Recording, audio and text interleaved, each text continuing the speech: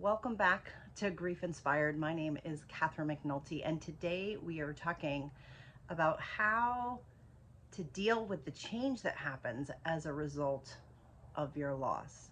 Now, if you've lost someone that you love, you know that you are experiencing a massive amount of change in your life, and change can be hard, and change, in addition to loss, can be even harder. So today we are going to talk about what to do and how to deal with it.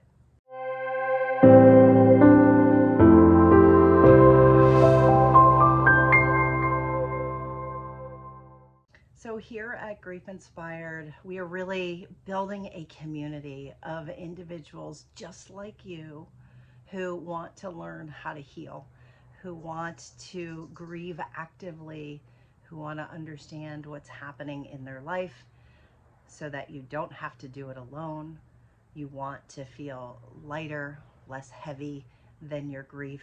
You want to not feel victim to your grief and feel stronger. So if that's you, you are absolutely in the right place. And today we are talking about how to deal with the massive change that happens as a result of your grief. So what I decided to do for this video was to come outside. I live in Southern California, and we have had a heck of a heat wave for the last, it's going on more than a week. Now, normally in Southern California, it's the same every day. It is blue skies, palm trees, 75 degrees. It's specifically the reason why I've moved here. It's part of, one of the things that I love best about Southern California. And that is what I am used to. Now, over the past week or so, the temperatures have skyrocketed, and I have my temperature gauge over there on the wall outside. It's already reading over 90 degrees today. And for me, that's a lot of change. And so I wanted to parallel it a little bit to the change in grief, because now that I'm in this situation, I cannot control the temperature outside. I cannot control the weather. And so what do? What I can control are the things in my sphere, the things that I can do. I can control my environment somewhat. So, what are some of the basic things? Well, it's been this hot. Well, what do? I wear lighter clothes, right? Clothes that are a little looser, feel a little more flowing, are lighter in color. I put my hair back because I have curly hair. And so when it gets humid outside, which again, in Southern California, we don't normally have humidity, but it's humid right now, my hair starts to curl. So I need to make allowances for that. What else? We tend to move into the shade.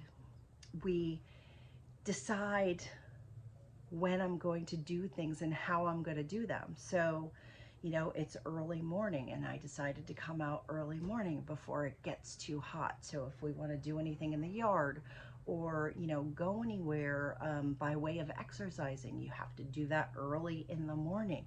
You certainly can't do it in the middle of the day, which I would normally really be able to do. And sometimes I'll, exercise during my lunch break. And that can't happen right now. So I'm changing that up. We can obviously turn on the air conditioner, which I almost never do because we don't need to do that. And literally, let me just tell you, this is my issue, but when I turn on the air conditioner and I look up the vent and I feel the air conditioning coming out, in Southern California, electricity is so expensive that it's literally like I almost see money coming out of the ceiling or maybe drifting away.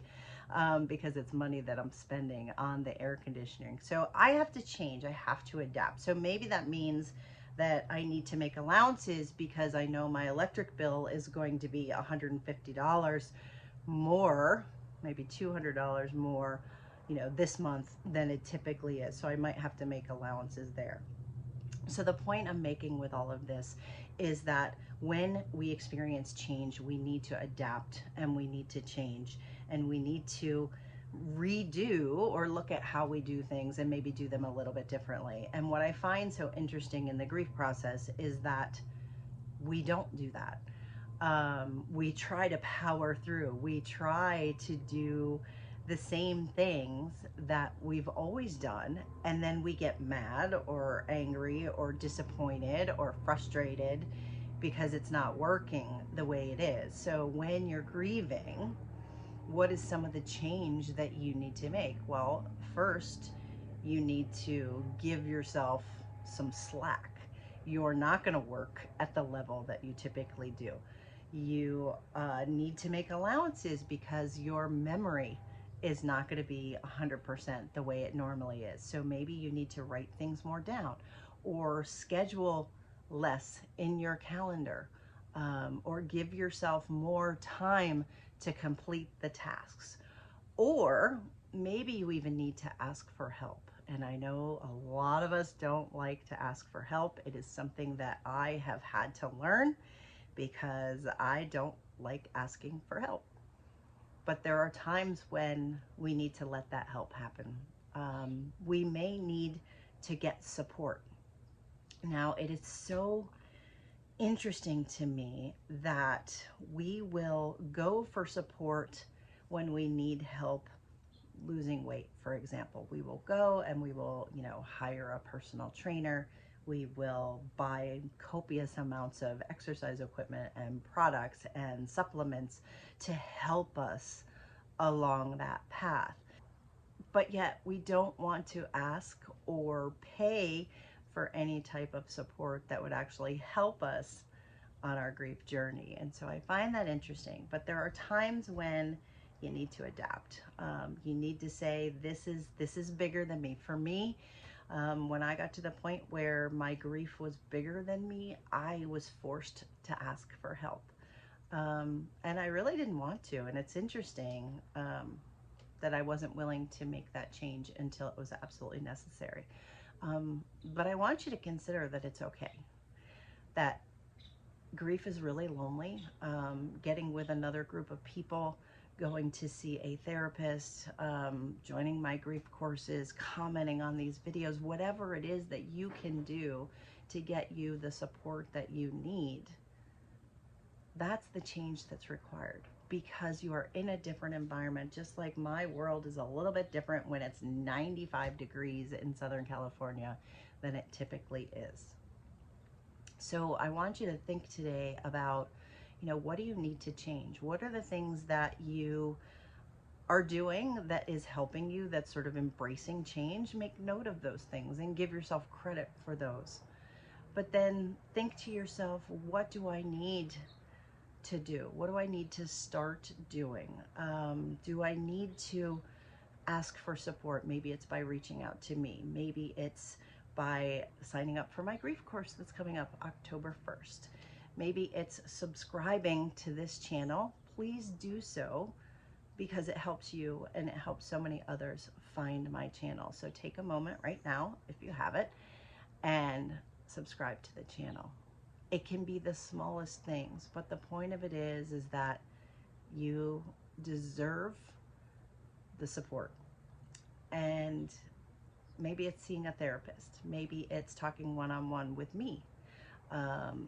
Whatever it is that works for you. Maybe it's being with people, not being with people. Maybe it's getting exercise. Maybe it's changing up your exercise. Maybe it's going back and doing something creative, tapping into your creative side, because a lot of times that helps in the grief process. There's so many things, but realize that changes happen. You sometimes cannot change the change. You have to deal with it. And so what can you do? And then what are the things, lastly, what are the things that you need to stop doing that are sort of making it worse for you? Are you really stuck and isolated and not wanting to leave the house? Are you trying to do more than you really should be doing because you don't want to acknowledge that grief has a tendency to weaken us a little bit? What are the things that you need to stop doing? So those are the takeaways for today. What are the things that you need to keep doing? What are the things that you really should start doing? And then what are the things that you need to stop doing? And maybe sometimes the stopping is just the negative thoughts that are going off in your head about your guilt, your resentment, about how you're not doing enough, how you're not normal, how you're somehow lesser because of your loss. Tell me if any of these things are resonating with you, because I hear it all the time. So you are definitely not alone. This is a community. This is a community where you can share, where you can talk about what's going on.